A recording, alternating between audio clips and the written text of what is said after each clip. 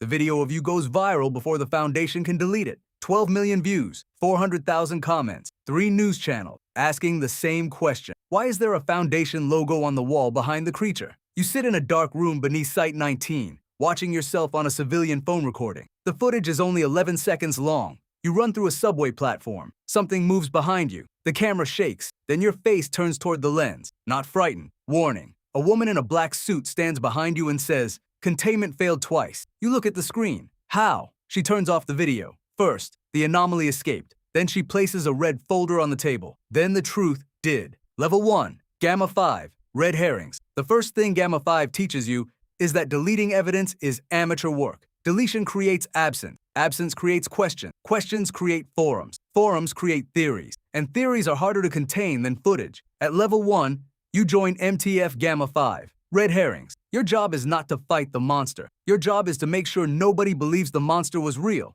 The subway incident becomes your first operation. The field team contains the entity. Medical handles witnesses. Local police receive a gas leak explanation. That leaves the video. Your first instinct is to remove it. Your handler stops you. No, make it boring. Within 40 minutes, your team releases 6 fake versions. 1 with bad CGI. 1 as a fake student film. 1 as a behind-the-scenes horror project. 1 debunked by a fake visual effects expert. 1 pushed by a conspiracy channel that gets every detail wrong, except the fact that something happened. By evening, nobody agrees which clip is original. By midnight, half the internet thinks it is marketing. That is victory. Not truth erased, truth drowned. Gamma 5 does not create silence. It creates noise. You turn monster sightings into publicity stunts, missing neighborhoods into mapping errors, leaked containment photos into low-budget SCP fan film. That joke makes the room laugh. Then someone asks if the fan film account should be monitored. The laughter stops. Your first moral compromise is a journalist named Aaron Vale. He is careful. That makes him dangerous. He finds deleted transit records, emergency routes, and 1 blurry frame of a Foundation symbol. Your team gives him a better story. A fake corporate scandal.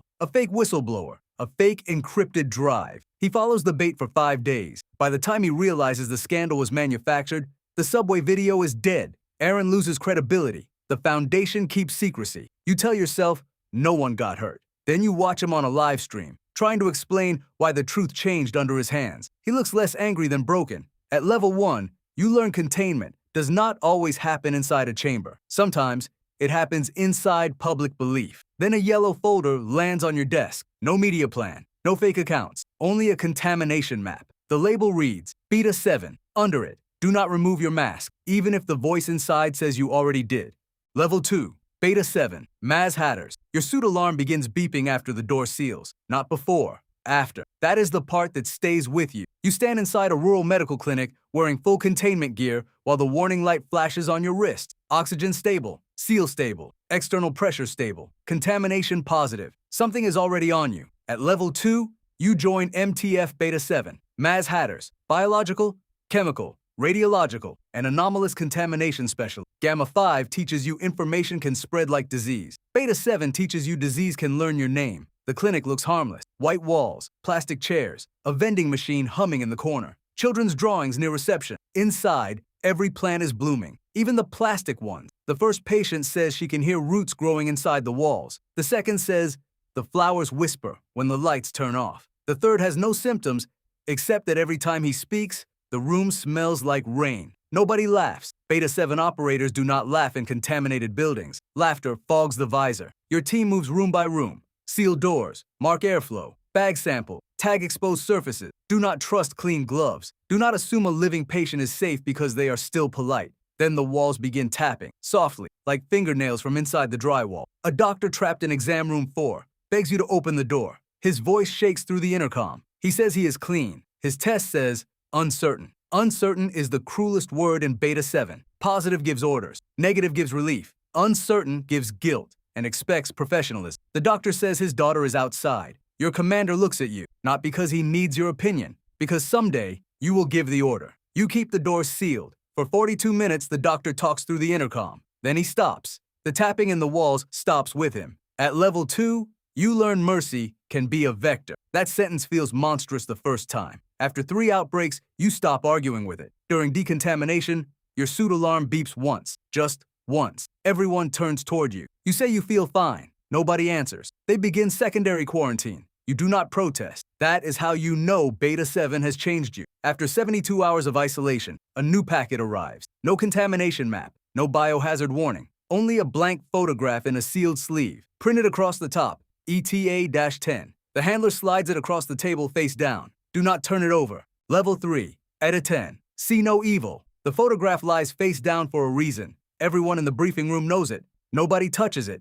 Nobody even looks at the table too long. At level 3, you join MTF ETA 10. See no evil. Visual anomalies, mimetic hazards, images, symbols, patterns, and sights that hurt people because people perceive them. Beta 7 teaches you air can betray you. ETA 10 teaches you your eyes are doors. Your first operation begins with a family photo taken near a hiking trail. 4 people smiling beside a wooden sign. Behind them, between 2 trees, stands something almost shaped like a person. Almost is enough. The father uploads the image to cloud storage. 6 hours later, he cries whenever he sees the color green. 12 hours later, his wife says the house has too many corners. By morning, their son draws the shape in his notebook without remembering the photo. ETA 10 arrives before the image spreads. You enter the house wearing blackout lenses, controlled by an external handler. The world appears as filtered outlines and audio instructions. Door frame, left wall, stairs. Do not look at mirror. Repeat, do not look at mirror. There is a child still upstairs. That is the problem. The protocol says the room must be visually sanitized before entry. The child is crying. Human instinct says open the door. ETA 10 training says instinct is how images become outbreaks. You wait in the hallway while specialists flood the room with blind light. The child starts describing what is in the corner. Your handler cuts the audio. You hate them for it. Then you understand why. A sight can become a sentence. A sentence can become an image. An image can become another victim. They recover the child alive. You never learn what the child saw. That ignorance is not failure. It is protective equipment. Then comes the file everyone recognizes. SCP-096. Not the full face. Not confirmed exposure. A partial frame from an old archive drive. The room becomes still when the designation appears. People joke about 173. Nobody jokes about 096's face. Not here. Not ever. During review, a technician freezes. No screaming. No panic. Just stillness. The room locks down. Nobody asks what he saw, only whether he saw enough. At level 3, fear becomes professional, quiet, measured, terrible. Then your next assignment arrives. No photos, no suits. Only a map of an underground complex that changes every time it is printed. Unit name, Zeta 9, Mole Rat. Your handler says, this one is simple. Then the map folds itself. Level 4, Zeta 9, Mole Rat. The tunnel has an exit sign pointing deeper underground. That is the first warning. The second is the breeze. No underground corridor should have wind. At level 4, you join MTF Zeta 9, Mole Rat. Exploration and containment of underground or enclosed anomalous spaces. Buildings bigger on the inside. Basements that loop. Bunkers with wrong geometry. Facilities where every hallway insists it has always been there. Zeta 9 teaches you fear has architecture. Your first mission is a utility tunnel beneath a city district where no tunnel should exist. Workers find a door behind a brick wall. Behind the door is a stairwell. The stairwell goes down, and down, and down. The first drone descends 600 meters before the feed shows daylight. Then the camera turns upward and shows the same stairwell above it. Command sends Zeta 9. You enter with a 5-person team, line markers, mapping gear, and the kind of confidence people have before a floor plan starts lying. The first hour is normal. Concrete, rust, old maintenance sign. Then you pass the same fire extinguisher 3 times without turning around. Your navigator stops walking. Nobody speaks. She marks the wall with chalk. The mark appears on the ceiling. Someone mutters, if the building starts editing, stop complimenting the architecture. You laugh, a little. Then the laughter echoes from somewhere ahead, in your own voice. Zeta 9 work is different. No creature to chase. No outbreak to seal. No video to bury. The enemy is space refusing to behave. You measure corridors that grow longer when observed. You enter a room with 6 doors and exit through a stairwell that was never there. Then you find a desk with a Foundation badge on it. Your badge, expiration date, tomorrow. No one touches it. After 9 hours, you find the missing worker, all 4 alive, sitting in a break room that does not belong to any known construction period. They say they have been there for 2 days. Your mission clock says 18 minutes. Nobody argues. Time anomalies hate confidence. The exit appears after 13 hours beside the original entrance. 4 workers recovered. 1 operator, missing for 6 minutes. He returns with gray hair at the temples and refuses to discuss what the stairwell showed him. The report says, minor temporal exposure. He says the report is polite. At level 4, some anomalies do not chase you. They let you walk willingly into the wrong shape. Then Site 37 goes dark.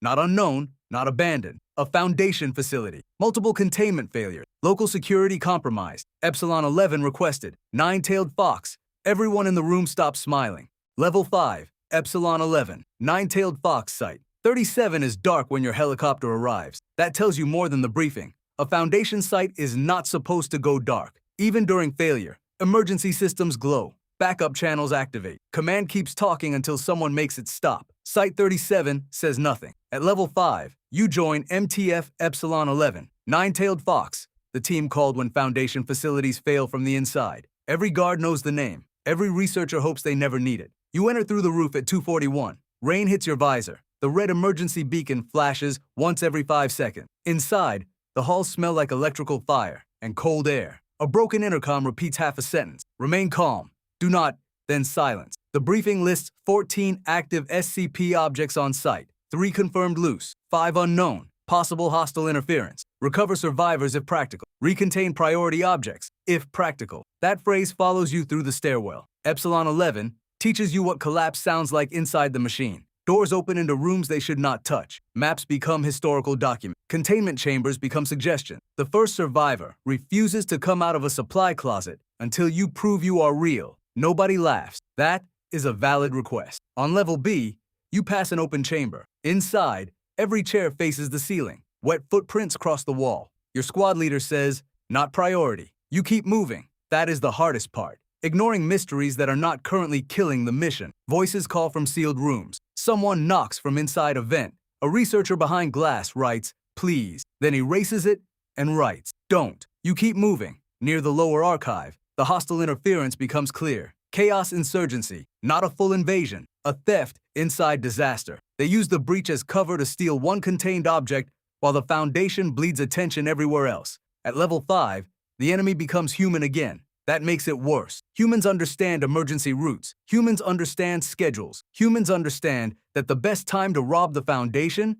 is when the monsters are already doing half the work. You recover the object. 2 operators do not leave the site. The official report calls the operation successful. That word feels offensive and accurate at the same time. On the flight back, nobody speaks. A new recruit says something about heroism. The veteran beside him says, heroes arrive before the site goes dark. That ends the conversation. Then the next deployment file fills 3 screens. Regional containment failure. Civilians involved. Armored convoy authorized. New 7 requested. Hammer down. Your commander says, subtlety has officially resigned. Level 6. New 7. Hammer down. The convoy stretches for 3 miles. That is how you know the Foundation has stopped whispering. Armored vehicles. Containment trucks. Mobile command. Medical transports. Disinformation teams. Aerial surveillance. Rows of personnel who understand that if New 7 is rolling, the problem is no longer small enough to lie about politely. At level 6, you join MTF New 7. Hammer down. Battalion strength armed response. Large-scale containment. Operations where ordinary teams are not enough. Your first operation begins in northern Siberia. After seismic activity opens something beneath the permafrost. Local authorities call it an industrial accident. Satellite imaging says the ground is moving in patterns. Not collapsing, moving. Gamma 5 builds the cover story. Beta 7 monitors air and water. Engineers prepare containment structure. New 7 holds the perimeter and pushes the impossible back long enough for everyone else to work. At level 6, power becomes logistic. Fuel, roads, evacuation priority, thermal map, medical capacity. Which village moves first? Which unit holds position? Which route becomes the one people are allowed to survive through? At 419, borehole 9 stops transmitting. A forward team reports that the ice is breathing. Then nothing. At the same time, movement appears beneath evacuation route 3. Hundreds of civilians are moving through that route. Your commander asks for recommendation. No one says the real choice aloud. Rescue the forward team and risk the route. Protect the route and abandon the team. Lower levels teach you to choose between people. New 7 makes you choose between groups. You recommend protecting the route. The words leave your mouth clean. They do not feel clean. For 9 hours, New 7 holds the line. Bad weather, frozen equipment, exhausted medics, containment engineers screaming over radios because the ground keeps changing its mind. By dawn, the anomaly is forced below containment threshold. The civilian evacuation succeeds. Borehole 9 remains unrecovered. The report says, New 7 prevented a regional catastrophe. You know what that means.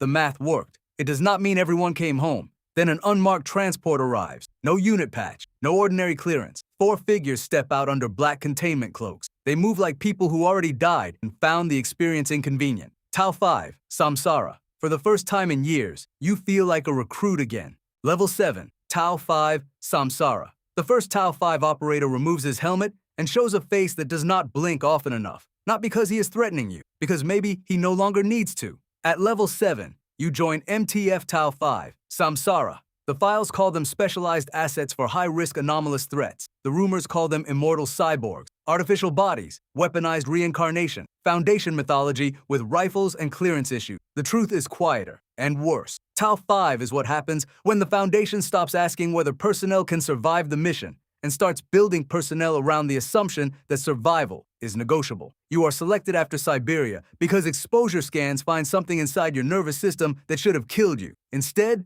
your body adapted. Medical does not say congratulations. Medical never says congratulations when biology becomes interesting. Your transfer begins in a white room with no clocks. A doctor asks whether you consent. Before you answer, he reminds you that refusal may result in reassignment, containment observation, or memory correction, depending on exposure stability. Foundation consent always has excellent posture and a locked door behind it. You wake in a body that feels almost like yours. Almost is the problem. Your hands respond faster. Pain feels indexed. Memories sit too neatly, like files copied into a newer system. The first test is movement. The second is pain. The third is remembering your own death. Maybe real, maybe training, maybe both. A Tau 5 operator says, "First time?" You ask how many times it happened. He says, "Which body?" That is Samsara humor. Funny only if you stop protecting the concept of a person. Tau 5 missions are not normal deployments. You fight things that do not care whether you shoot them because they are not convinced bodies are the point. A monastery where prayers rewrite rooms. A battlefield where soldiers from a war that never happened still follow orders. A lab where a thought form wears staff memories like uniform. You are harder to kill. You are also less certain what death means now. At level 7,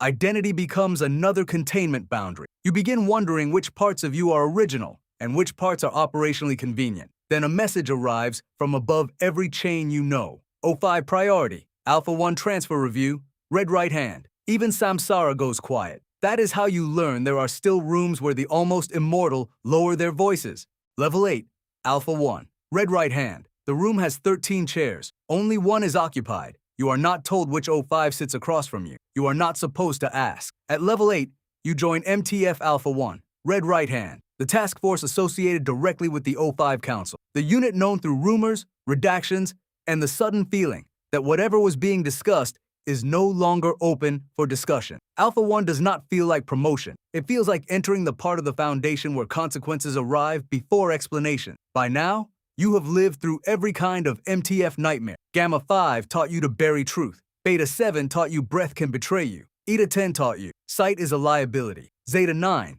taught you space can become hostile. Epsilon 11 taught you what broken sights sound like. Nu 7 taught you how large sacrifice can become. Tau 5 taught you even your body can become Foundation property. Alpha 1 teaches the final lesson. The Foundation is not only protected from anomalies, it is protected from itself. Your first Alpha 1 deployment has no monster, no breach, no screaming, only a site director refusing an O5 order. The director controls a restricted project tied to a powerful anomaly. He believes the council will misuse it. He may be right. That is not your assignment. Alpha 1 is not sent to decide whether he is right. Alpha 1 is sent because the decision has already been made. You enter his office at 4:06 a.m. He sees the insignia and understands. There is no fight. That makes it worse. At lower levels, danger, resist. At this level, danger signs transfer orders with shaking hands. The project disappears by sunrise. The staff receive edited memories. The site director is relocated somewhere that does not appear on any directory. The O5 Council sends no praise, only another file. People think Alpha 1 knows the truth. You know better.